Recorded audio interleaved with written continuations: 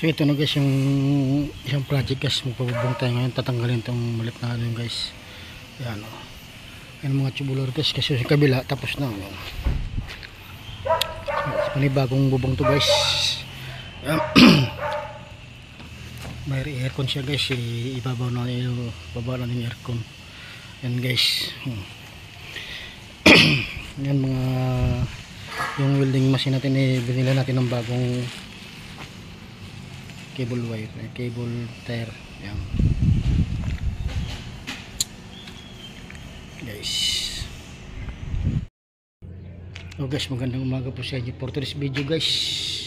Another day, Monday guys. Kumusta po kayo? Ito po yung update nung nakarang Sabado yung pag ano natin guys, pag welding. Papakita ko sa iyo guys. Yan guys.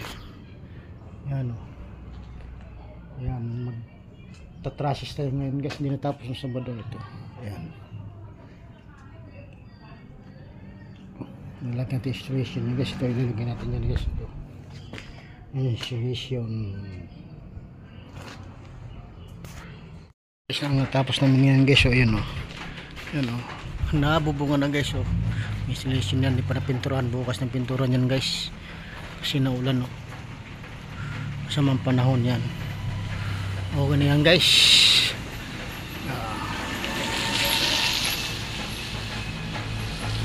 Yan na guys. May insulation, pintura na lang kulang guys. Yan yan na guys. Okay na guys.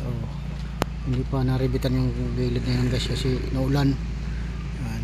Pintura na lang kulang guys.